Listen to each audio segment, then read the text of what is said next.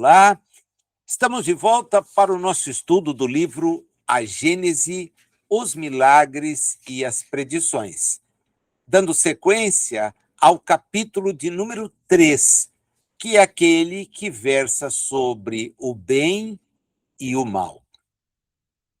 No sequenciamento de hoje, nós vamos dos itens 11 ao 19, que tem por enfoque a análise do instinto e da inteligência.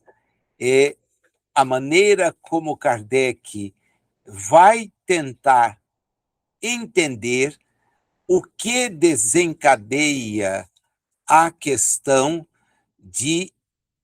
da prática do mal. Ele está preocupado, em fazer uma distinção e, ao mesmo tempo, uma inter-relação entre o instinto, que é uma força impulsiva e involuntária voltada para a conservação dos seres, e a inteligência, que aí já é uma faculdade reflexiva, voluntária e que marca progresso espiritual. O texto que nós vamos ler levanta as hipóteses do surgimento do instinto, Ele vai nos falar sobre a inteligência, discutindo se isso é um atributo da matéria ou é da alma, tá? E relaciona ambos à questão da providência divina, a justiça de Deus, como está lá no capítulo de número 2. E faz uma ponte muito bacana com a questão do livre-arbítrio que está presente no espírito. Ele nos convida a uma reflexão, Aliás, ele provoca uma reflexão entre determinação natural e liberdade moral. Determinação natural e liberdade moral. É algo que, assim, é extremamente enriquecedor.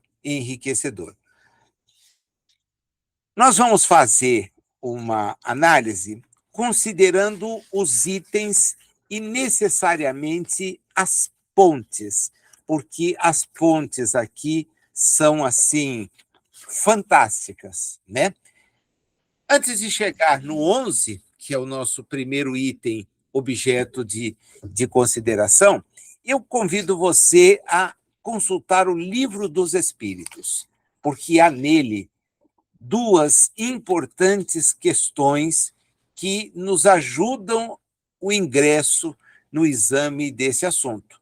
A de número 74 e a subsequente, que é a 75.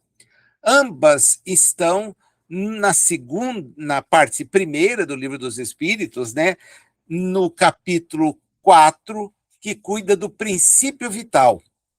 E tem justamente esse título, Inteligência e Instinto.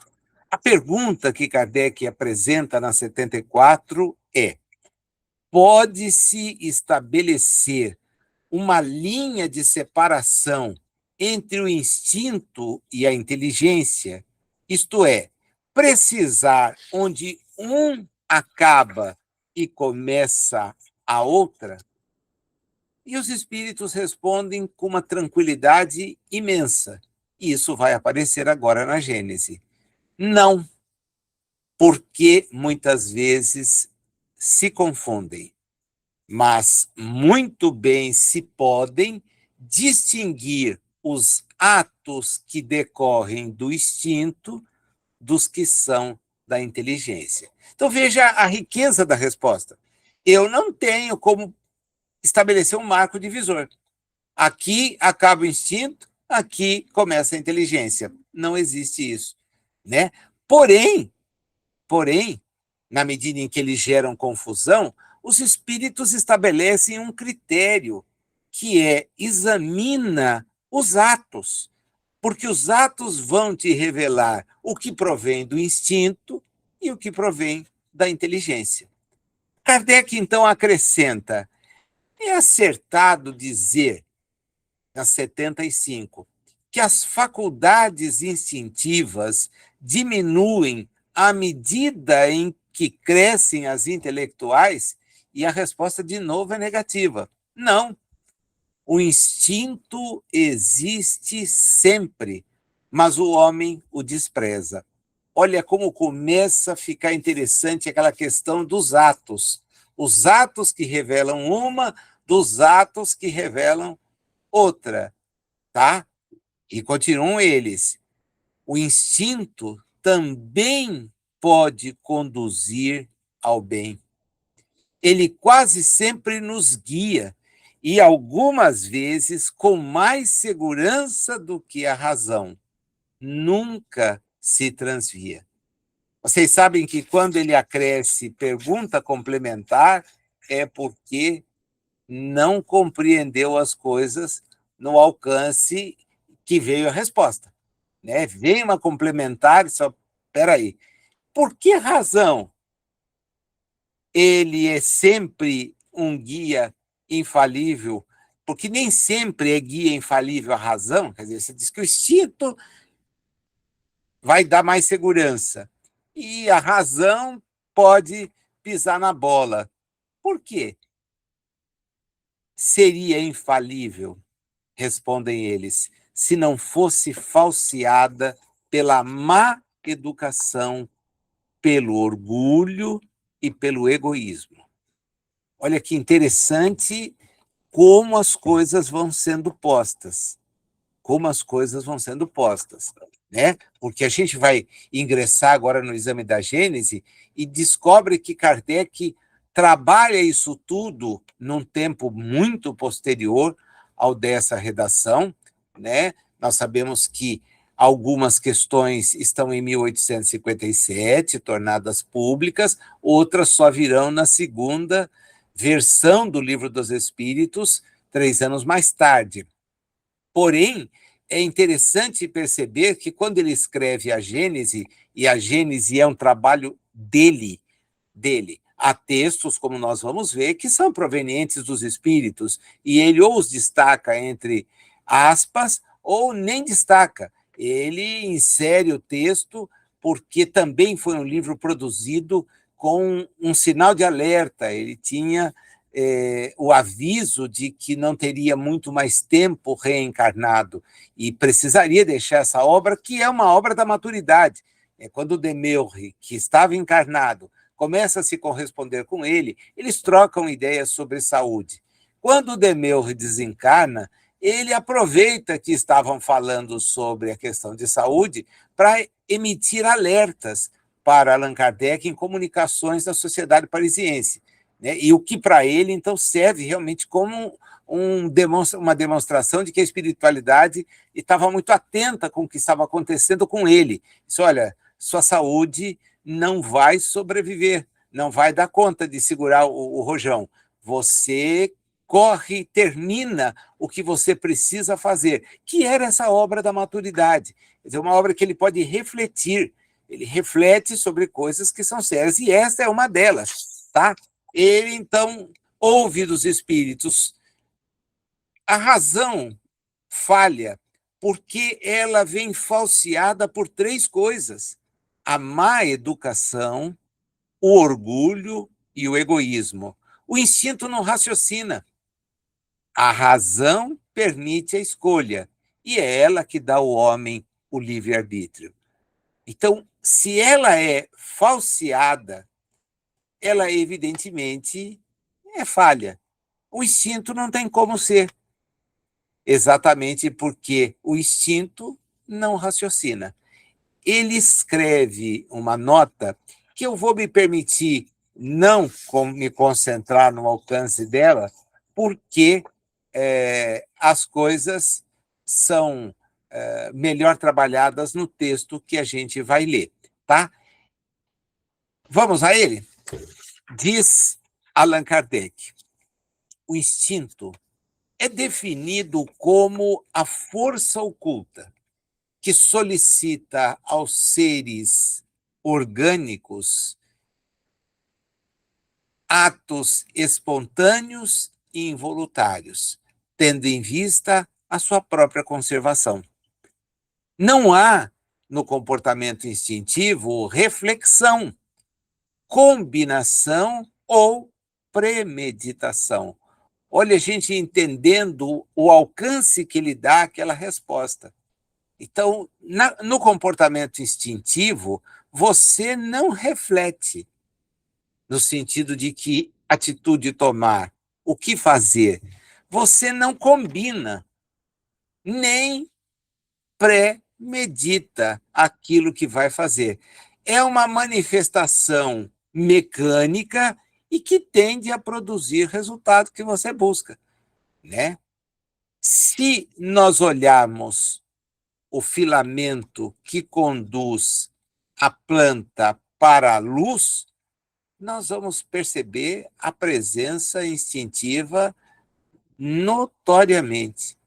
Quem já observou um pássaro construindo o ninho, ou uma pomba que retorna para o seu local de abrigo? Eles agem por instinto, não raciocinam sobre aquilo, porém demonstram uma informação apreendida e que está diretamente ligada ao cumprimento das suas próprias estruturas, do seu próprio modo de agir, né? Kardec, então, insiste em mostrar essa questão da infalibilidade prática que o instinto tem. O que ele faz, contrastando, né, estabelecendo uma oposição, como ele havia observado e colhido nos espíritos, com a questão da inteligência, porque a inteligência está sujeita a erros, está sujeita a erros. E ele apresenta a dúvida, né, se a inteligência rudimentar é que vem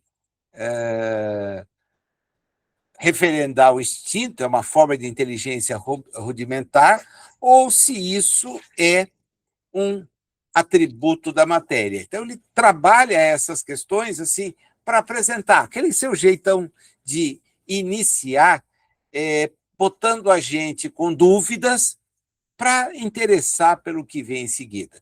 Né? Nós percebemos pela leitura do Livro dos Espíritos que a sua capacidade de elaborar questões, de induzir raciocínios, de conduzir o debate, é de uma perfectibilidade notória.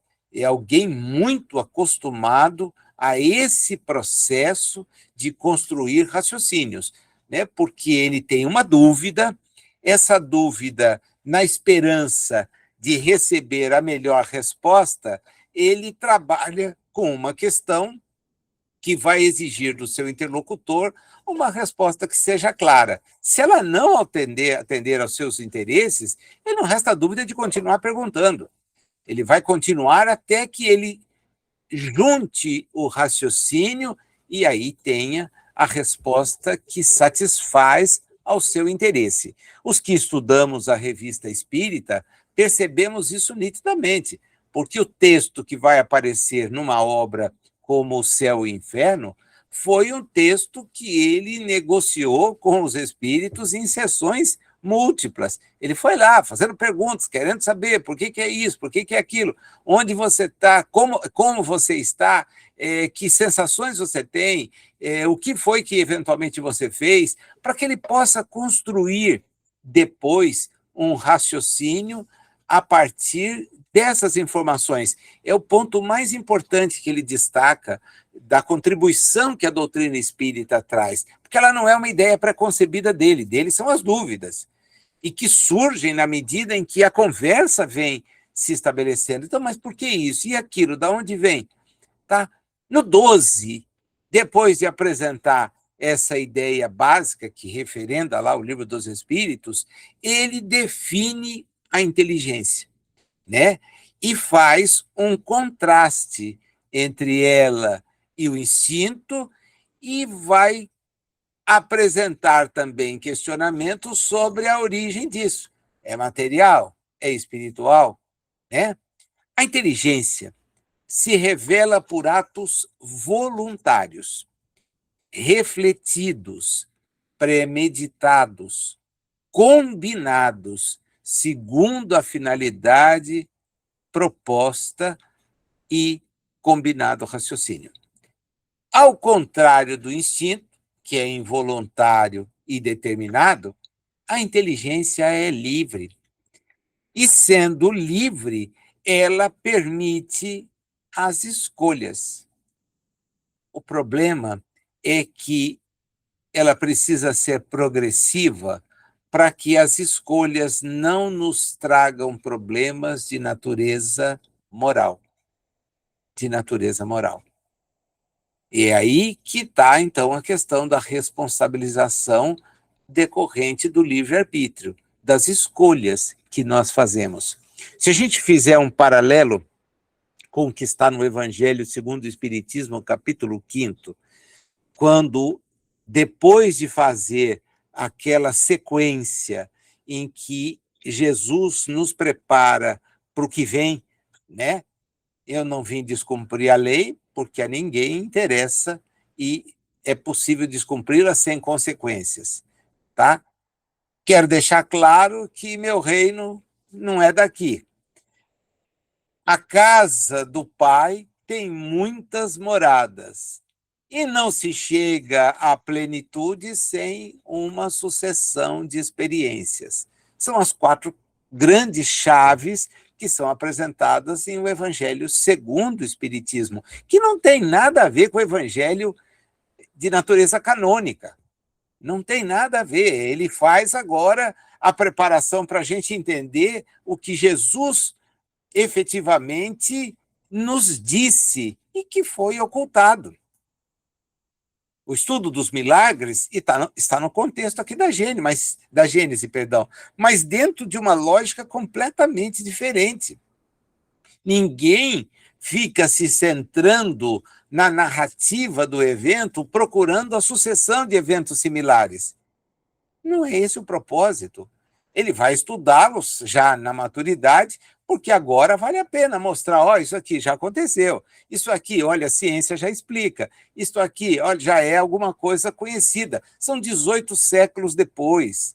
Então é muito mais fácil, com aquela liberdade existente no solo francês, de não ter que se curvar à determinação religiosa, ele já pode caminhar, e mesmo assim sofreu uma fortíssima oposição.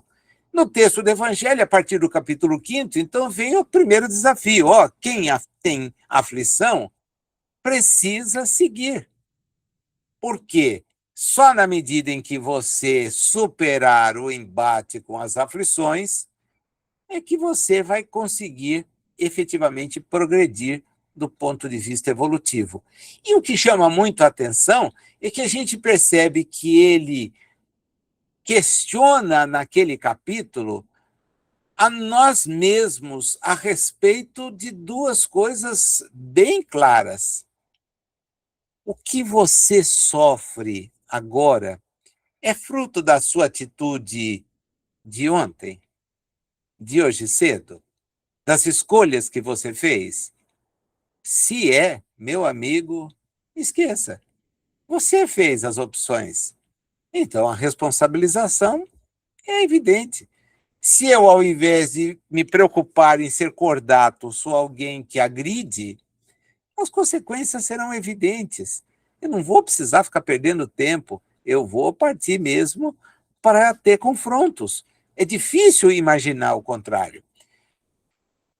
Mas ele avança, porque mesmo pessoas que adotam comportamentos cordatos, mesmo pessoas que hoje já não têm práticas que possam ser censuráveis e enfrentam aflições terríveis.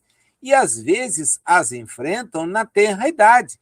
Quando você vai olhar e diz, poxa, peraí, não tem nada para justificar. Aquele que é feroz e que encontra pessoas que a ele se opõem, não resta a menor dúvida, esse cara vai sofrer, vai bater lata, vai ser uma dificuldade, vai ter inimigos, vai ter gente... o seu encalço pode acabar de uma maneira trágica. Mas e uma criança? Né? Partindo da ideia predominante de que o espírito da criança é 0 quilômetro, que não é a ideia espírita. Essa não é a ideia espírita. Né? Ele, então, não tem dúvida, faz a ponte para a reencarnação. O que você, às vezes, percebe em situações assim é fruto de comportamentos equivocados em outra oportunidade. Que outra oportunidade é essa? Né? Já que todo mundo insiste que começa a 0 quilômetro. Não, é do seu espírito, em outras existências. A reencarnação é algo absolutamente claro. Bom, isso tinha ficado muito, mas muito lúcido nas 4 primeiras afirmativas de Jesus que ele trabalha nos 4 capítulos introdutórios.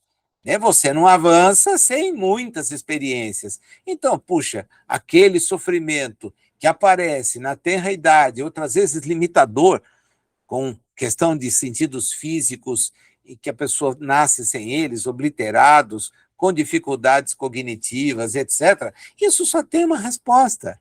É algo que decorre de uma existência precedente. E agora aparece sob a forma de uma expiação ou de uma provação muito difícil de ser enfrentada, mas, segundo os espíritos, aqueles de nós que detêm condições, nos apresentamos para superá-las de bom alvitre. Com muito cuidado, com muita diligência, a gente gostaria de ser amparado para vencer essa dificuldade. Então, veja, essa questão de, da inteligência acabar nos conduzindo a equívocos que os instintos não conduzem, é algo assim muito interessante. Ele avança, então, para uma pergunta direta, né? A inteligência, o instinto é atributo da matéria, como dizem os materialistas, da alma, inteligência rudimentar, ou a ação de uma inteligência superior? Né? Vocês podem, vamos trabalhar isso? Ele tinha apresentado essa questão, tinha tido a resposta, no texto ele apresenta para a gente como uma maneira de trabalhar o que vem na frente.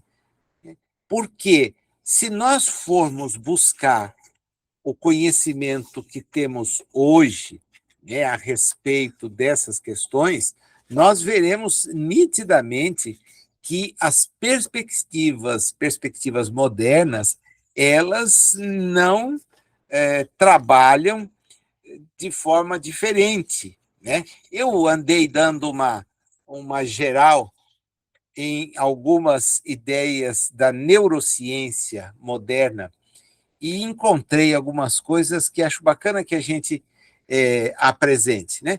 Quando você pega um autor do começo do século XX, vai ver, puxa, é materialista, não admite nenhum tipo de coisa, tem um confronto muito claro, entendendo que essas questões espirituais nem são objeto da nossa consideração, etc. Mas, no curso da neurociência, está expresso: a mente é produto da atividade cerebral, com a consciência emergindo de interações complexas em redes neurais. E aí nós temos 4 conceitos extremamente objetivos. Primeiro deles, plasticidade neural, que foi estudada como a capacidade do cérebro de organizar e reorganizar sinapses, sustentando o aprendizado e adaptação. Isso foi conclusão de 2 sujeitos que ganharam o prêmio Nobel, Rubel e Weissel, em 1981. Redes neurais e neurotransmissores, a cognição via oscilações sincronizadas. Então, a dopamina para recompensa e motivação, a serotonina para regulação emocional. de quem em onde aparece isso, num livro que a gente lê e que critica o comportamento, por exemplo, de René Descartes. Esse livro foi escrito pelo Damásio, né? E ele Antônio Damásio, faz essa crítica em cima daquilo que Descartes concebia. A memória e a emoção. Mais um ponto analisado pela neurociência. É um hipocampo para declaração, a amígdala para a afetiva. A personalidade tem traços genético-ambientais. E nós temos aí a limitação em cima dos genes. Genes que depois trazem lá uma pré-determinação e que o ambiente acaba por condicionar, né? Então, a memória e a emoção são fruto disso. E os modelos de consciência? Aparecem dois grandes modelos: a teoria da informação integrada e o espaço de trabalho global. O que diz a primeira? A consciência é uma medida de integração causal. E que diz o segundo? A consciência é um broadcasting, né? Ele reúne as informações para módulos corticais. Veja, é uma definição eminentemente materialista, e nós estamos falando de coisas do século XXI, de gente que está sendo lida, está produzindo ainda, e tem essa visão, né? Kardec, então, apresenta uma dúvida. Isso que a gente vai estudar decorre da matéria, né? Decorre de algo além, porque vocês me disseram lá atrás, e eu agora estou refletindo aqui sozinho para poder ganhar a minha, o desenvolvimento do trabalho que está aqui em A Gênese. Nós temos algo que provém do próprio corpo, da própria matéria, ou nós temos algo que decorre de questões de natureza espiritual? No item 13, ele, então, coloca a ideia-chave de que nós temos uma unidade de princípio e não essa separação. Não há uma alternância instinto-inteligência. Não há, né? Por quê?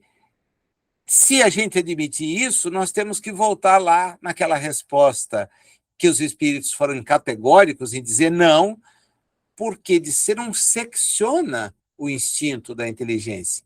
Você vê a presença de ambos permanentemente. O que acontece é que a inteligência te permite desenvolver a racionalidade e, com ela, você começa a querer tomar suas decisões sem seguir, talvez, aquilo que te fizesse melhor. Você vai pelo seu caminho e, consequentemente, vai se complicando. Causas das aflições, né? Você sabe que deve ser uma pessoa de natureza pacífica. Mas não, eu não levo desaforo para casa.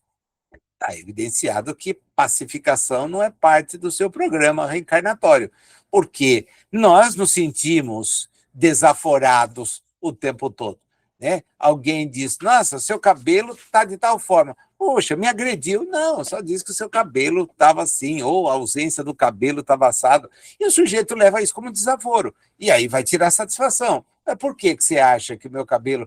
Não, eu só quis dizer que o seu cabelo... Pronto. Essa semana mesmo me chegou um relato assim, de alguém que não gostava do próprio cabelo, e as pessoas olhavam o cabelo e diziam, nossa, que coisa interessante. Até que foi exposta a um episódio interessante, né? Porque tinha um cabelo enorme e pintou de laranja, vermelho, né? E a pessoa olhou e falou assim, nossa, você me lembrou um palhaço que eu fui no circo. Você imagina a bronca que ela teve, você imagina, vou lembrar um palhaço, eu pintei o cabelo de vermelho para chamar atenção aqui, para chamar atenção, para me sentir bem, isso é isso que eu estou chamando a atenção, né? Foi para casa e, revoltado, passou a tinta no cabelo e nunca mais voltou a usar aquela cor que gostava, né? Porque era algo que as pessoas tomavam como sendo de uma personagem de filme, de desenho animado, sei lá, eu não prestei muita atenção no detalhe a que remetia aquilo. Mas o relato chegou, quer dizer, fiquei irritado, fui lá, contestei, podia ter dado um tapa na pessoa, podia, né? Mas foi atrás da opinião, que entendeu depreciativa, e tirou um cabelo que gostava. Né? Por quê? Porque isso vai desagradar a quem está me vendo. Veja, é uma questão da gente vai tomando posições, né? E não há como dizer uma coisa para outra, né? Ele insiste, mais uma vez, nessa questão do comportamento presente nos animais, né? Por quê? Porque ele retrata na questão do instinto a presença também de um ponto de inteligência. Vamos no livro dos Espíritos, porque há também aqui uma questão muito interessante, que é a 593, né? Está em outro contexto. Agora nós estamos naquele capítulo de número 11, da parte segunda do mundo espírita, o mundo dos espíritos, em que ele analisa os reinos, né? Esse assunto dos três reinos também é pano para manga, não dá nem para pensar nele, mas isso hoje não dá para a gente defender, né? Não estamos mais aqui. O avanço científico foi muito substancial. À época, eram três reinos, e tudo certo é a pergunta. Mas não tem nada a ver com a estrutura dos três, né? Porque ele diz assim: poder-se-á dizer que os animais só obram por instinto? E a resposta é muito interessante. Ainda aí há um sistema, o que significa ter alguma coisa que vocês criaram e o sistema é seu. Eu não vou entrar aí, né? Sistematizar as coisas significa tentar explicá-las do jeito que para nós é verdadeiro. E eles, olha, como você vê, é um sistema. É verdade que na maioria dos animais domina o instinto, mas não vês que muitos obram denotando acentuada vontade? É inteligência, porém limitada. Quer dizer, então o animal é por instinto. É um sistema. É um sistema. Tá? Você condicionou. Como a gente acabou de ver, a neurociência tem um sistema. Tudo provém de onde? Do cérebro. O livro do Antônio Damasio, O Erro de Descartes, é uma crítica, assim, terrível. Como fala de alguma coisa extrafísica? Tem lógica isso. Nós já olhamos tudo e o que tem é só célula. E o que tem é só aquilo que nós podemos mensurar. Além disso, não tem mais nada. E se você não tem mais nada, tudo que você está falando é bobagem, né? É bobagem. Não consegue explicar muita coisa, porém, satisfaz a quem pensa dessa maneira e está resolvido, né? Olha para o lado do ponto de vista religioso e também descobre que não existe lá muita novidade em termos de informação, por exemplo, sobre o princípio espiritual. Não tem. É, tem uma alma? Tem, criada por Deus quando? E aí começam as teorias, né? E o que é feito dessa alma? Olha, depois da morte, ela fica em stand-by, fica esperando uma oportunidade, ela aguarda o julgamento, ela fica em repouso. E aí vem as histórias, ela volta e se incorpora num ambiente maior, perdendo a sua individualidade. Então, veja, você vai se deparando com informações que não sustentam muito um embate. Então, o sujeito prefere ficar com aquilo que ele põe a mão, que ele observa. Evidentemente, isso é reducionista demais, né? Reduz a capacidade de compreensão, mas satisfaz as coisas do ponto de vista de quem está estudando. O quê? A matéria. E estuda os corpos olhando apenas os corpos, não olhando o elemento espiritual que habita os corpos. Não se faz isso. Então, a informação espírita é privilegiadíssima. Olha a nota que ele escreve para essa resposta e questão 593. Não se poderia negar que, além de possuírem um instinto, alguns animais praticam atos combinados que denunciam vontade de operar em determinado sentido e de acordo com as circunstâncias. Pois neles uma espécie de inteligência, mas cujo exercício quase que se circunscreve à utilização dos meios de satisfazerem as suas necessidades físicas e de proverem à conservação própria. Nada, porém, criam, nem melhor alguma realizam. Qualquer que seja a arte com que executem seus trabalhos, fazem hoje o que faziam outrora, e o fazem nem melhor nem pior, segundo formas e proporções constantes e invariáveis. A cria, separada dos de sua espécie, não deixa por isso de construir o seu ninho de perfeita conformidade com os seus maiores, sem que tenha recebido nenhum ensino. Se alguns se mostram suscetíveis de certa educação, seu desenvolvimento intelectual, sempre bastante limitado, é devido à ação do homem sobre a sua natureza maleável, porquanto não há aí progresso que lhe seja próprio. Mesmo o progresso que realizam pela ação do homem é efêmero e puramente individual, visto que entregue a si mesmo, não tarda que o animal volte a encerrar-se nos limites que lhe traçou a natureza. É interessante porque, a essa época, não eram conhecidas experiências que, nos nossos dias, foram feitas sobre o aprendizado animal. E, notadamente, um aprendizado que demonstra algumas habilidades, algumas capacidades que não são perdidas, né? Do ponto de vista do individual, o afeto é algo que muitas vezes nos emociona, demonstrando, por exemplo, um tratador, um cuidador que por longos anos desenvolveu as suas atividades com o animal e dele se separa, quando retorna, pouco importa o tempo, é rapidamente reconhecido e tem com o animal uma relação afetiva que é flagrante. E eu não estou falando do animal doméstico, eu estou falando do animal silvestre, aquele que vive efetivamente em condições como os orangotangos, como os elefantes, que demonstram para com pessoas com as quais se relacionaram um afeto e uma lembrança que efetivamente não corrobora esse raciocínio que ele está fazendo, que é um raciocínio de quem estava lá no século XIX.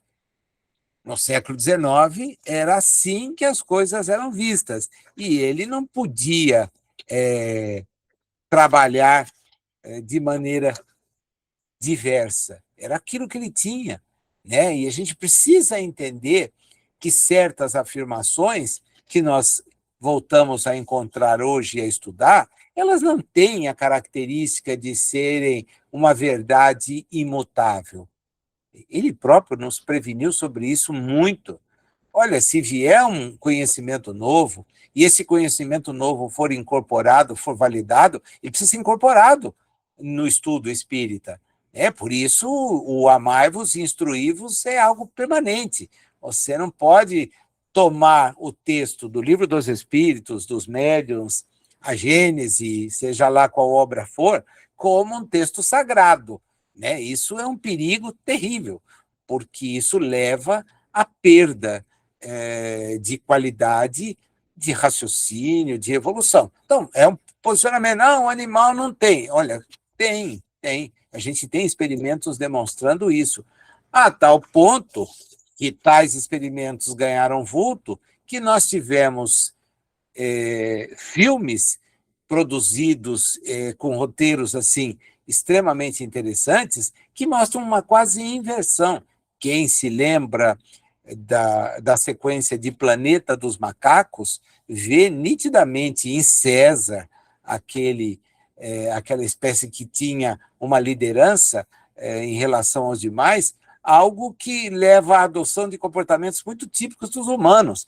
Né? É verdade que o roteirista pinta com cores fortes, mas ele mostra que a interação que leva ao conhecimento do homem e do animal, essa troca de ideias, ela não simplesmente gera o adestramento. O adestramento, inclusive, tende a ser um gesto de sofrimento para o animal.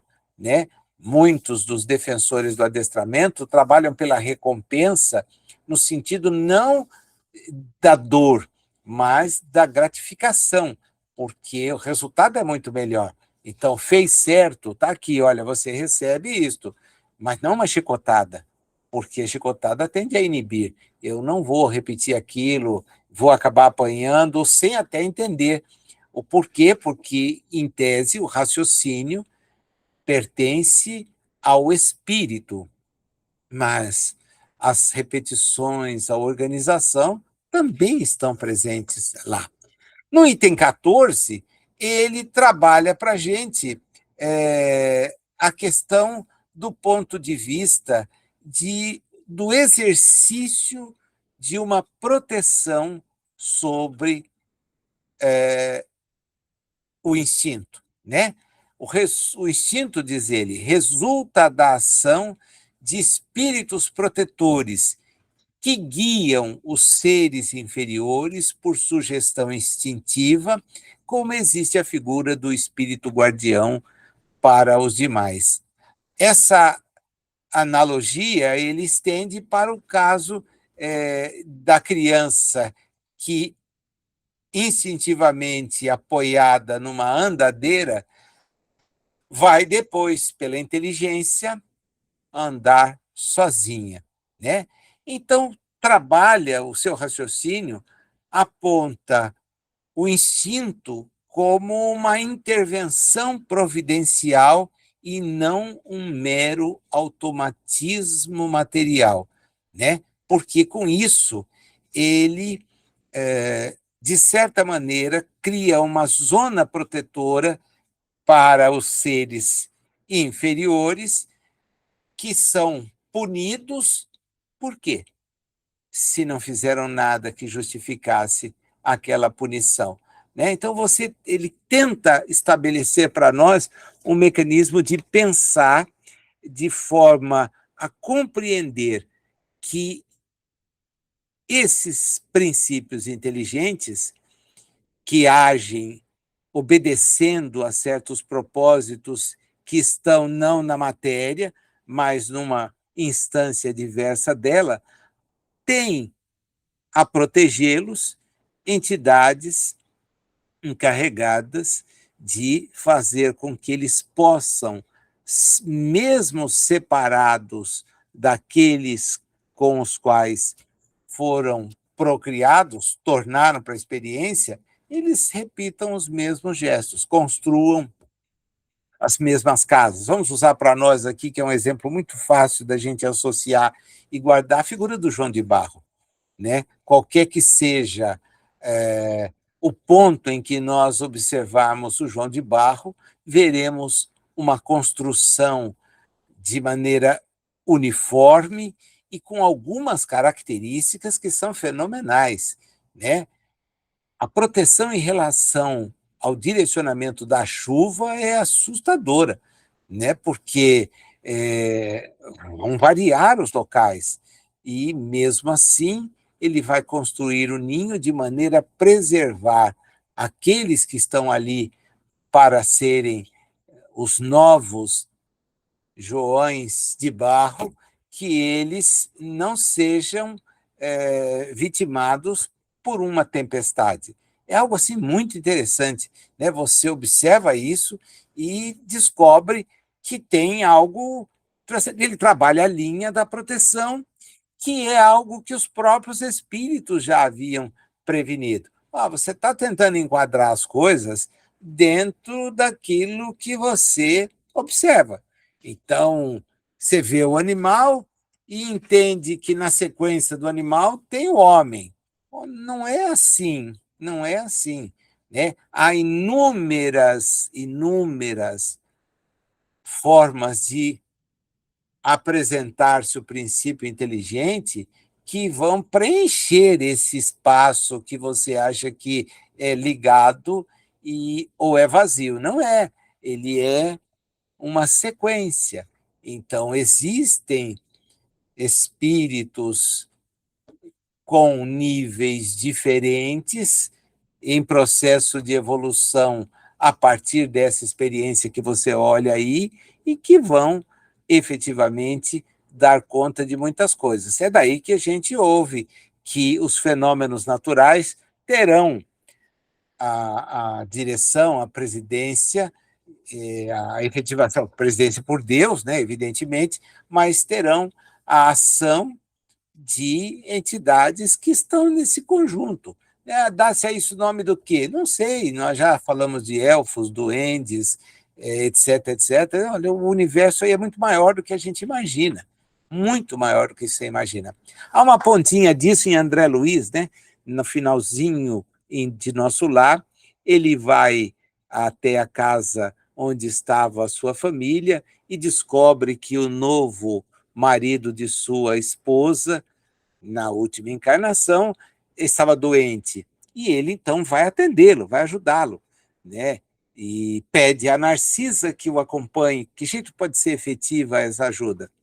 E a Narcisa vai com ele a um bosque que havia próximo da casa. E no bosque, ele não descreve, mas ele se mostra surpreso. Que é isso? Que gente é essa que está aqui cuidando disso tudo? E Narcisa diz, olha, André, tem muito para você aprender. Né? Isso aqui é realidade. E são esses entes que vão ajudar com a preparação do medicamento que será levado e vai, de maneira fluídica, ser deixado à disposição daquele senhor que agora era o marido da Zélia, e aquele senhor vai se recuperar por essa intervenção, né? Essa intervenção que é espiritual. Não leva lá para ele um comprimido, é algo que é colocado e que vem do ambiente da floresta aonde eles estavam. É um recurso que estava ali disponível, que vai ser deixado lá do ponto de vista vibracional, fluídico, e que vai ser aproveitado. Então, veja, é uma informação relâmpago, passa assim, mas bate na tecla, né? Nós não temos essa noção. O que há para os espíritos é a preocupação de falar desse momento da assinalação, o espírito para frente, o mundo primitivo, o mundo de expiações e provas, mas se o que decorre, né, dizem os próprios espíritos, que entre os animais e os homens, há a mesma distância entre os homens e Deus. Então, veja, é uma coisa muito ampla, muito forte para a gente ignorar. Porém, não significa que seja um vazio. Assim como entre nós e Deus não há vazio. Há espíritos ocupando graus evolutivos até a máxima perfectibilidade que os torna messias. Então, veja, não é salto. Não existe salto. Existe um progresso que é contínuo, etc. A teoria dos espíritos protetores, ela vem oferecer justamente essa ideia, né, de você poder perceber que certos comportamentos eles sofrem essa ação protetiva que ele atribui a espíritos na realidade mais ampla, com tarefas nesse sentido. Não trabalha sobre isso, volto a insistir, porque o objetivo é ver o espírito para frente, é livro dos espíritos.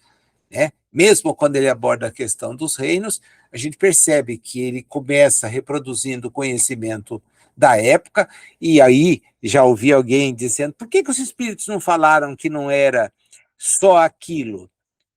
Por uma questão óbvia. O que adiantaria falar que não era só aquilo se não tinha nem palavra para poder utilizar? Como é que você vai dar uma informação e você não tem nem palavra para usar? E o que adianta você fazer uma revelação nesse sentido?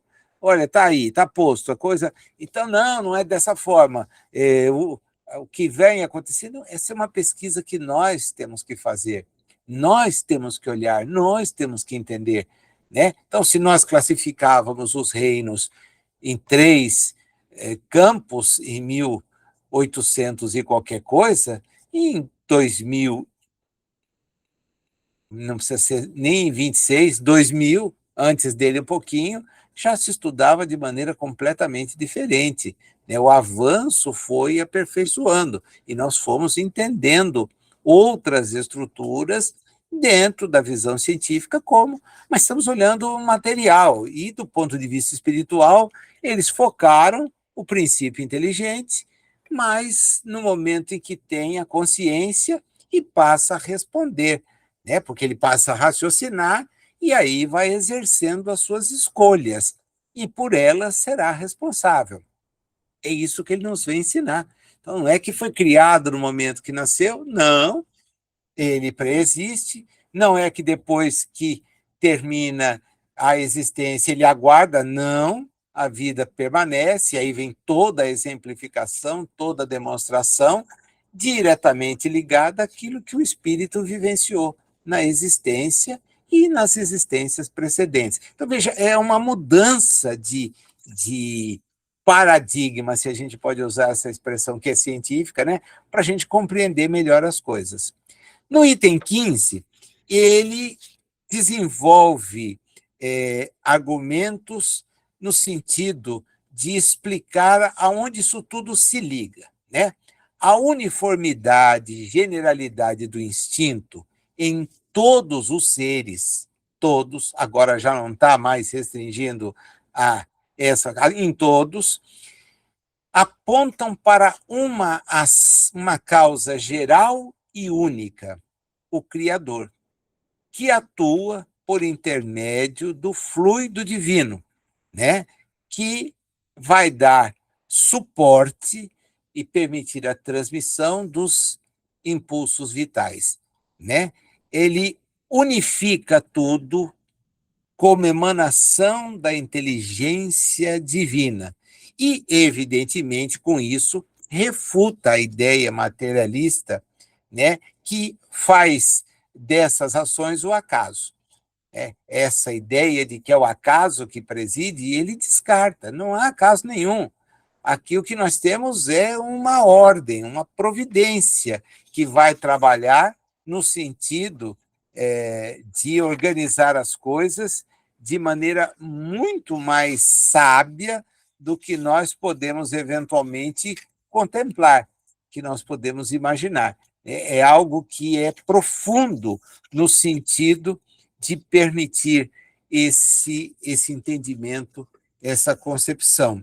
Nós que tivemos o estudo a respeito de Deus, vimos como se estrutura a providência divina. Né? E isto é justamente aquilo que Kardec coloca, né, apontando para a bondade e a sabedoria de Deus que preserva harmoniosamente o que criou. E olha que a nossa visão é a visão, agora que aqui nos encontramos, voltada para a matéria. E ela já poderia, de há muito, ter sido modificada, porque fosse obra do acaso, e muitas das realizações que o mundo aplaude, elas nem poderiam ser pensadas. Porque se é acaso, se não há uma ordem, uma lei, você concebe um foguete sendo remetido para o espaço, indo até a Lua, chegando lá no momento de rotação em que não vai haver nenhum tipo de interferência, aproveitando a própria gravidade lunar já conhecida e estudada para voltar para a Terra. Todos nós acabamos de assistir isso nós estamos em 2026 e acabamos de ver a retomada do programa de, eh, de exploração do espaço empreendido pelos Estados Unidos e usando homens na experiência, né? Fazendo com que eles pudessem. Como é que você chega à conclusão? Usando cálculo. Tá, usando cálculo. Tudo é fruto do mais profundo cálculo. Agora, por que é que você calcula? Porque aquilo não se altera. Se você alterar, então não é acaso, porque se você tem acaso, bom, olha, hoje foi assim, e amanhã? Amanhã não sei. Amanhã pode ser completamente diferente. Quem é que sobe no foguete? Cara, você não sobe nem no carro, porque vai mudar. Não, não. Quer dizer, o trabalho do espírito, enquanto encarnado, é identificar as leis que orientam os fenômenos para poder justamente preservar-se e crescer em inteligência. Esse é o ponto. Agora, esse crescimento intelectual não pode nos levar, e aqui que acho que é o ponto mais importante desse estudo, a entender que o que nós sabemos controla o universo. E isso é falso. A gente consegue controlar, e com bastante grau de, de acerto, aquelas experiências que vai fazer. Essa que nós temos agora, nos nossos dias, é fantástica. É uma experiência fantástica. Tanto que foi por todo mundo acompanhada, todo mundo interessado, e ninguém assim com aquela ideia, olha, não vai dar certo. O sujeito vai vendo que dá certo, tem uma boa margem. Por quê? Porque ele conhece a dinâmica do que acontece. E só se conhece a dinâmica quando você afasta a ideia do acaso. Né? Então, quando ele unifica isso tudo na proteção do Criador e destaca essa preservação que a providência divina desenvolve, ele referenda o que escreveu sobre Deus no capítulo de número 2, que nós tivemos a chance de estudar. No item 16, ele fala a respeito de ações que são desenvolvidas em âmbito coletivo, né? Embora espíritos protetores atuem individualmente, a generalidade do instinto decorre da missão coletiva deles, subordinada à vontade divina. Como raios de uma inteligência superior, guiam sem coagir, permitindo o progresso, né? Enfatiza com isso claramente a existência de uma hierarquia, né? Onde o instinto vai ser uma ponte para a inteligência e é ele o responsável por duas leis que nós estudamos em O Livro dos Espíritos: a conservação e a da própria evolução, né? A lei do progresso, já que não é possível o estacionamento. Ah, mas agora há pouco a gente leu aí, estudou aí, que o João de Barros, separado da família, faz a mesma coisa. Isso denota evolução? São estágios. Nós conhecemos essa figura examinando agora, né? Mas do ponto de vista da evolução, quando ela surgiu? Ela é sucedânea do quê? Ela desaparecerá? Parece que é algo assim muito evidente. As expressões materiais tendem a ser superadas por expressões materiais mais adaptáveis, mais adequadas a certas épocas.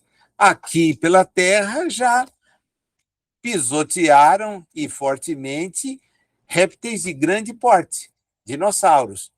Mas a gente vê os animais que hoje convivem conosco, encontrando neles algumas referências que remetem a esses grandes animais. Era um período em que a vida, com a presença humana, não existia. Nós usamos o fruto disso até hoje, através das camadas geológicas que são exploradas pelo homem. Era uma vida toda presente e que está hoje no subsolo. E a gente se vale do resto disso para poder se locomover via petróleo, por exemplo. Tá? aquelas espécimes cederam lugares a outros. É uma questão evolutiva. É uma questão evolutiva, né? Há essa evolução. E aqui a gente entende claramente como sendo uma lei. É uma lei que não dá para a gente dizer não existe, porque é sempre assim. Olha o tempo que a gente abarca de conhecimento, o que a gente verifica, consegue constatar numa experiência, é muito pouco. Vivamos 100 anos, é muito pouco. Embora os que vivemos nesse momento sejamos testemunhas de uma evolução tecnológica ímpar. Todos de nós aqui já tiveram acesso ao telefone como sendo alguma coisa disputada, porque não era possível ter. E hoje o telefone sobra. O sujeito tem o celular convertido depois em smartphone, era uma coisa o telefone celular, é outra o smartphone, que na verdade é um microcomputador que todos nós carregamos e que nos permite fazer tudo, onde quer que estejamos. Olha, ele é um sucedâneo do telefone. Fruto do quê? Da inteligência, do progresso. Então, o progresso é uma constante. Atinge os seres que vão dar à matéria, que está à sua disposição, conformidades cada vez diferenciadas. Ele defende isso, né?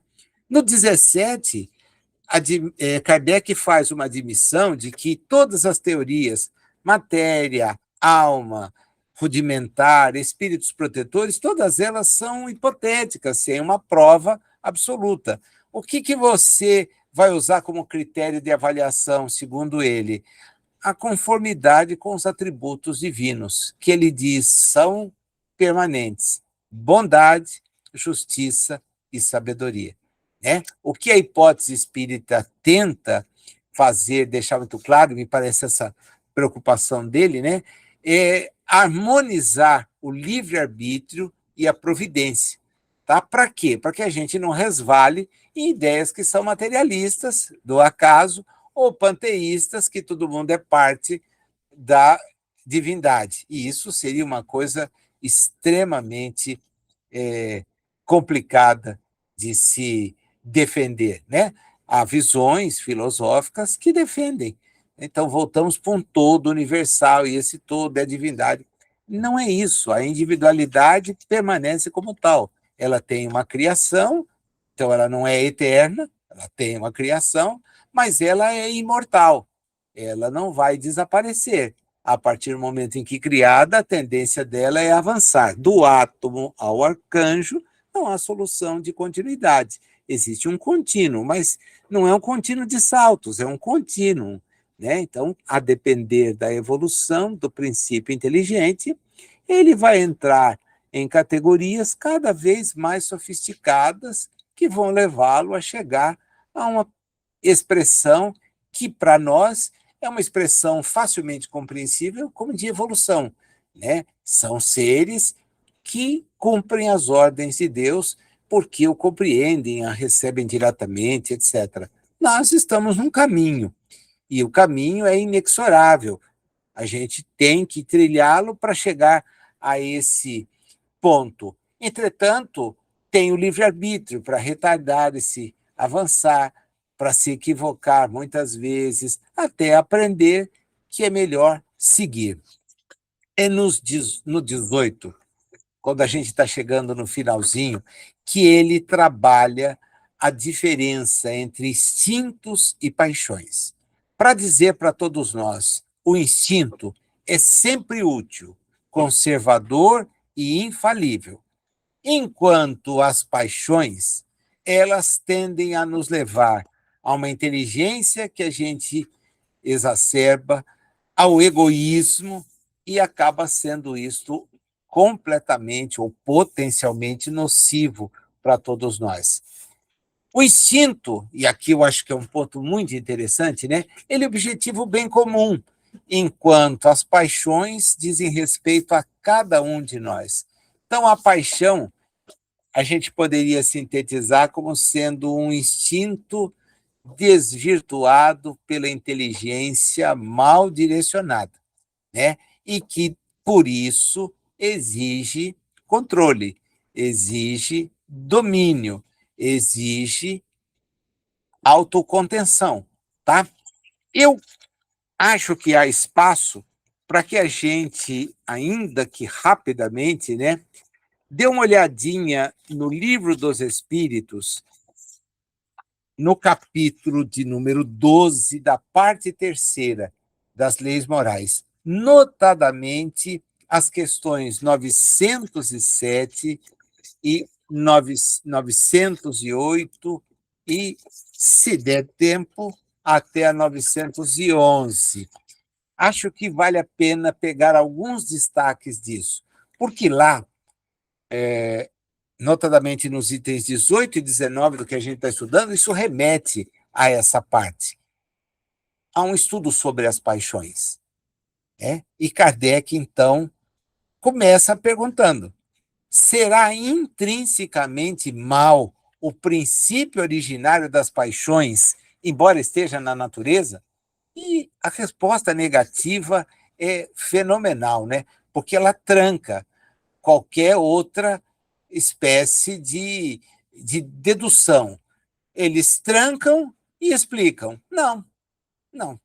A paixão está no excesso que se acresceu à vontade, visto que o princípio que lhe dá origem foi posto no homem para o bem, tanto que as paixões podem levá-lo à realização de grandes coisas. É o abuso que delas se faz que causa o mal. Aí ele, como é que se pode então determinar o limite onde as paixões deixam de ser boas para se tornarem más? E vem aquela alegoria do cavalo que só tem utilidade se você puder governá-lo. Porque se você subir num corcel, que é a expressão que eles usam, e não tiver controle, ele vai te destruir. Então, na síntese, uma paixão se torna perigosa a partir do momento em que deixais de poder governá-la e que dá um resultado, e que dá em resultado, perdão, um prejuízo qualquer para vós mesmos ou para outrem. A coisa não funciona assim. Na 909, poderia sempre o homem, pelos seus esforços, vencer as suas más inclinações? E a lição é claríssima. Sim, o problema é que não tem vontade de fazer esforços que são pequenos. E eles terminam com essa advertência: quão poucos dentre vós fazem esforços. A tendência é não fazer esforço nenhum para controlar aquilo que nos é mal. Veja o vício. Todo mundo sabe que o consumo de determinadas substâncias traz problema para o corpo. Para de consumi-las? A resposta é não. E a gente ainda ouve de vez em quando: está vendo fulano que desencarnou aos 90 anos? Então, fumou a vida inteira. Tá, o organismo dele talvez tivesse propensão, porque a tendência não é essa. Não é essa. E será que não podia ter uma experiência até os 100, cento e pouco? Não queimou as etapas por haver consumido? Mas o camarada não entende, então não quer fazer esforço para controlar. Olha, o excesso da comida, principalmente de tal natureza, conduz a tal. Ah, mas eu tomo remédio e isso não está correto. O remédio surgiu para aquelas situações em que o equilíbrio não pode ser buscado, mas o sujeito tem condições de manter o equilíbrio. Então, por que ele não mantém? Quer dizer, eles insistem, a gente tem muito pouca vontade de fazer esforços. Pode o homem achar nos espíritos eficaz assistência para triunfar de suas paixões? E a resposta é clara. Sempre que você pedir, os bons espíritos vão te assistir. Mas tem que pedir com sinceridade. Essa palavra é muito categórica aqui. E a 911, para a gente encerrar esse passeio no Livro dos Espíritos rapidinho, né? É uma visita muito rápida. Não haverá paixões tão vivas e irresistíveis que a vontade seja impotente para dominá-las? Não tem coisa que eu não posso conter? A resposta era melhor não ter feito a pergunta, né? Há muitas pessoas que dizem quero, mas a vontade está só nos lábios.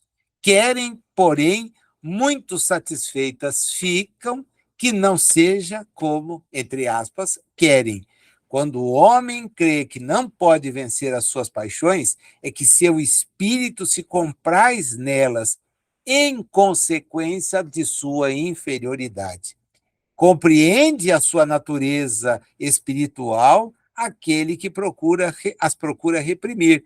Vencê-las é para ele uma vitória do espírito sobre a matéria. Porém, há muita gente que prefere viver na matéria. A 900, perdão, os itens 18 e 19, então, trabalham nessa linha, né?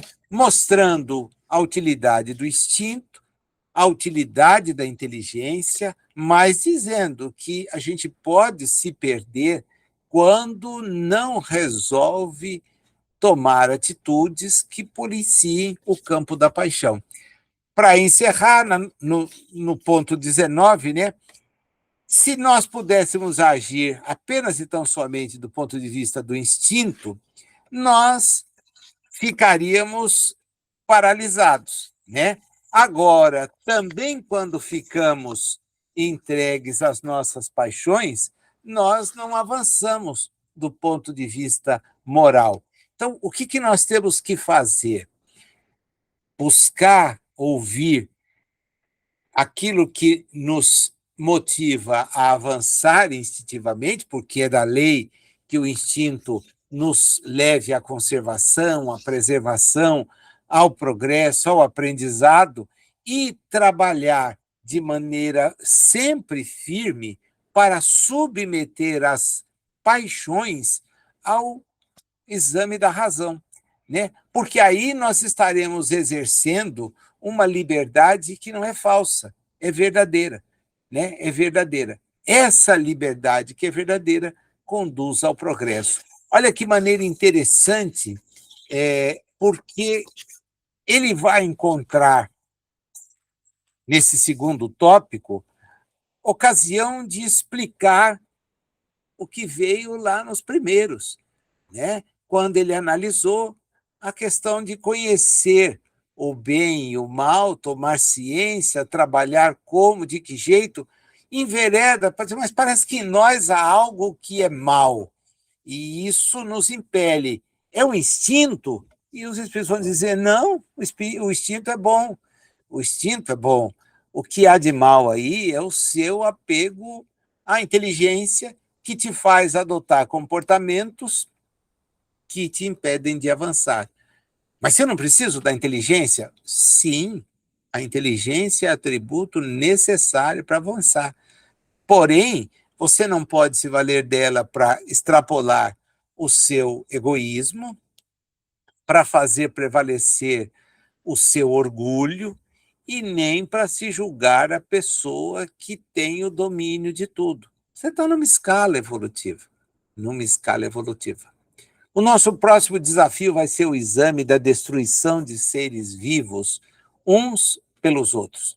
É a terceira parte desse estudo interessante que o capítulo terceiro do livro A Gênese nos oferece. Aguardo você para que a gente possa dar continuidade a ele. Até lá.